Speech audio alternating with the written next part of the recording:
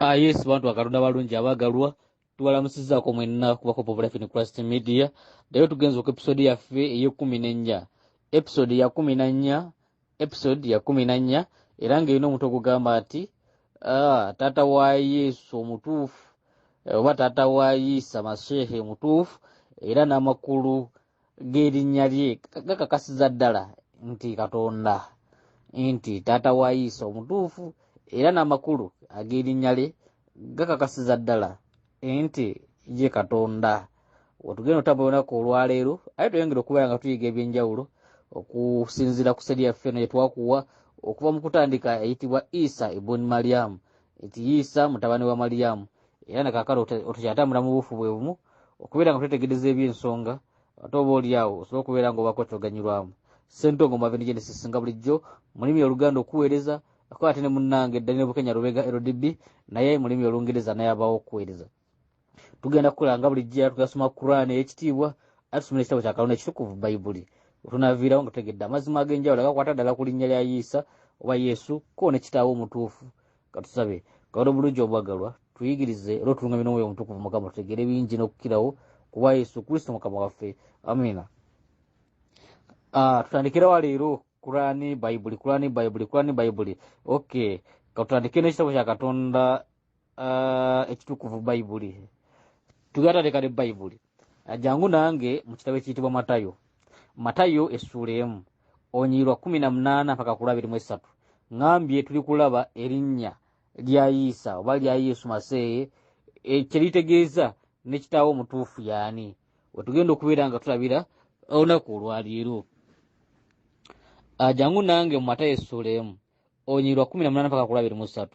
Bayibuli gye nsoma ey'Oluganda gye nnyina gye nkutte mu ngalo zange egamba bw'eti. Egamba n'okuzaalibwa kwa Yesu Kristo kwali bwe kuti. Mariyamu nnyina bwe yali ng'akyayogerezebwa Yusufu baali nga tebannaba kufumbiriganwa n'alabika ng'ali lubuto olw'Omwoyo Omutukuvu. Yusufu yali akyayogereza Mariyamu baali tebannaba kubeera nga bafumbiriganwa, ekitegeeza baali tebannaba kubeera nga beegatta kubanga mu byawandiikibwa ebitukuvu ng'enkola bweri era n'owekitera we kyali omuntu yabeeranga n'omuntu oba yamumanyanga nga amaze kubeera naye mu bufumbo obutukuvu. Ekitegeeza Yusufu yakyayogerezeganya ne Mariyamu era tanaba kubeera nga yeegatta naye. Mariyamu yali akyali mbeerera naye Yusufu ng'akyamwogerezeganya agenda okulaba ng'ali lubuto olw'Omwoyo Omutukuvu. Omwoyo Omutukuvu Mariyamu yalina olubuto lwali lwani? Olubuto lwali lwa Mwoyo Omutukuvu. Mwoyo Omutukuvu yaani? Katonda. Katonda Mwoyo Omutukuvu. Okay, katuyongereyo 19 egamba awo Yusufu bba kubanga yali muntu mutuukirivu n'atayagala kumukwasa nsonyi yali alowooza okumulekawo kyama. Bwe yategeera nti alina olubuto n'ayagala mulekewo kyama. Neraba essuula ey'abiri olunyiriro olwabiri olugamba laba bwe yali alowooza bw'atyo malayika wa Mukama n'ajja gy'ali mu kirooto n'amugamba nti Yusufu omwana wa Dawudi totya kutwala Mariyamu mukazi wo kubanga olubuto lwe lwa Mwoyo Omutukuvu naye alizaala omwana wa bulenzi naawe olimutuuma erinnya lye Yesu. Erinnya Yesu litegeeza ki? Erinnya Isa Masehe litegeeza ki? Bayibuli tugamba bw'eti kubanga ye yalirokola abantu be mu ebibi byabwe. Erinnya Yesu erinnya Isa lina tegeeza alokola abantu mu bibi kubanga ye alirokola abantu be mu ebibi byabwe. Isa litegeeza Yesu kitegeeza alirokola abantu be mu bibi byabwe. Verse 22 egamba bw'eti egamba ebyo byonna byakolebwa bituukirire Mukama bye yayogerera mu nnabbi ng'agamba nti laba omuwala atamanyi musajja aliba olubuto era alizaala omwana wa bulenzi balimutuuma erinnya lye Immanueli. Ate erinnya Immanueli litegeeza ki? Erinnya lya Yesu era lyamutuumibwa kubanga laba omuwala atamanyi ula nnabbi we yagamba jangu tuddeko waggulu katini Matayo 18:22 egamba era ebyo byonna byakolebwa bituukirire Mukama bye yayogera mu nnabbi ani? Nnabbi Gabulyeri, malayika Gabulyeri ng'agamba nti laba omuwala atamanyi musajja aliba olubuto era alizaala omwana wa bulenzi balimutuuma erinnya lye Immanueli. Eritegeezebwa nti Katonda ali naffe. Erinnya Immanueli litegeeza Katonda ali naffe. God with us, Katonda ali naffe, nayo linnya lya Yesu, era Yesu yali Katonda ali wamu naffe. Emmanuel kitegeeza Katonda ali naffe, lyerinnya Emmanuel, erinnya malayika Gabriel lyeyabawa, eritegeeza Katonda ali naffe. Kitegeeza Yesu ategeeza Katonda ali naffe, Yesu ategeeza alokola abantu be mu bibi byabwe. Kakati katugenda ate mu Kurani ey'ekitiibwa. Ojja kugenda osomere mu Kurani mu sula ey'okusatu aya 45, awo twakusomerawo ko, naye ojja kuddayo olabe erinnya eriyitibwa Isa ono, nti era erinnya lye Al-Masiha Isa mutabani wa Mariyamu, nti ajja okubeewo ekitiibwa mu nsi ne ku nkomerero, era ajja okuba mwabo abasemezebwa okumpi ne Katonda. Lino erinnya nawe ojja kugenda olisomeyo ko nga litegeera mu sula ey'okusatu aya 45. Gendayo oyiteyo ko. Nze njagala kusomera surat Al-Baqara, njagala okusomera nze ate njagadde nkusomere. Era nno essula ey'okubiri aya ya 87, essula ey'okubiri aya ya 87. Ngenda gye kusomera mu lulimi Oluganda aye ne mu Luzungu olabe.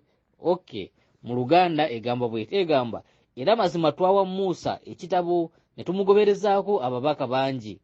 Oluvannyuma lwe ne tuwa Isa mutabani wa Mariyamu obunnyonnyofu, era ne tumuwagira ne Mwoyo Mutukuvu, Yesu Isa mutabani wa Mariyamu, nti namuwagira ne Mwoyo Mutukuvu. Mwoyo Mutukuvu yaani? Kakati osoma Kurani, osoma wanene mu Luganda bakwata mu bracket mu Kurani, omanyi Abaisiraamu manyi okutugamba nti Bible eri corrupted, mbeera yakukusibwa dda, bakyusakyusa dda, mbeera Kurani kirabe kituufu. Naye kakati njagala nkubuuze, lwaki Kurani omuvunuzi waayo bw'atuuka waneeno ku kino ekigambibwa nti era ne tumuwagira ne Mwoyo Mutukuvu mu bracket ateekamu malayika Gibuliiru yafuuka ddi Mwoyo Mutukuvu? Malayika ate afuuka ddi Mwoyo Mutukuvu? Mwoyo Mutukuvu tumumanyi, era Bible emuyita bulala. Kurani lwaki waneeno omuvunuzi waayo ateekamu malayika Gibuliiru? N'ebino byonna biri mu Kurani ey'Oluganda ye yateekamu bineeno, n'ate ey'Oluzungu yo teyakissaamu nti Gibuliiru ye Mwoyo Mutukuvu. Nedda, Mwoyo Mutukuvu Katonda. Buli lwonna omubaka lw'anaabagiranga n'ebyo emyoyo gyammwe bye giteetaaga, nga mwekulunkutaza, nga mulimbisa abamu ng'abalala mubatta, bwetyo Kurani weegamba mu surat Al-Baqara essula ey'okubiri aya 87. Akasinzo okunyumiramu kwe kuyita malayika Gibuliiru Mwoyo Mutukuvu, nekinene yakikola ye muvunuzi eyavunula mu lulimi Oluganda, kyokka ng'ate erisibwe kiri Mwoyo Mutukuvu tabangako malayika Gibuliiru. Gibuliiru yali nabbi, oyo nabbi wa Katonda, so si Mwoyo Mutukuvu. Mwoyo Mutukuvu mulala, era Mwoyo Mutukuvu twamulabye ng'ejjo, era Kurani ng'eyogerako nti Mariyamu kyagenda okuzaala kigenda kuyitibwa kitukuvu. Yesu Kristo gwe yazaala, Isa gwe yazaala yali mwana mutukuvu, kubanga yazaalibwa Mwoyo Mutukuvu. Yali mwana wa Mwoyo Mutukuvu, so si mwana wa malayika. Kati kyotugamba nti Gibuliiru malayika ono ye yazaala Isa, ye yazaala Yesu, olabe waneeno nawe waliwo obukuusa. Kakati Kurani yoga teri corrupted munnange.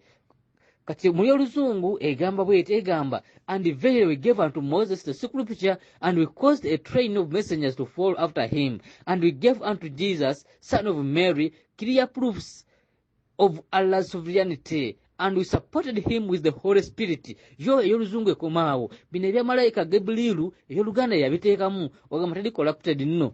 Is it ever so that when there comes unto you a messenger from Allah with that which you ourselves desire not, you grow arrogant, and some you disbelieve, and some you slay? Wona nno golaba Kurani y'Oluganda yo eri corrupted nnyo, kubanga malayika Gibuliiru emuyita Mwoyo Mutukuvu, kyokka nga ate mu Luzungu wo tekiteekawo. Ekitegeeza omuvulizi w'Oluganda yagikorruptinga nayo, naye Mwoyo Mutukuvu nja kukakasa mukwano gwange nti si ye malayika Gibuliiru, wabula Mwoyo Mutukuvu Katonda, era tina kyazaala kyali kitukuvu. Isa mutukuvu, Yesu mutukuvu, kubanga yazaalibwa Mwoyo Mutukuvu era Katonda. Mujjukire leero twali tulaba enti erinnya lya Isa amakulu gaayo tulirabye wali waggulu, n'erinnya erikakasa nti Katonda ono Mwoyo Mutukuvu yamuzaala.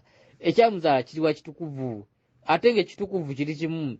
Omutukuvu ali omu ye Katonda, era nga katonda ono omutukuvu yejja ne yeeraga gye tuli okuyita mu kitukuvu kineeno ekyayiisa oba muyite yesu. Kakati nno yesu katonda obwa katonda bwe tusaba bugeraageranya era okugamba muno yesu mwana wa malayika Gibuliiru bambi obeera weerimbye kubanga biba bigambo byo kuba ne Kurani tebiwagira okuleka omukyusi ono w'oluganda ye yatubuzaabuza naye mu luzungu ogendayo ekyaliyo ku mulamwa.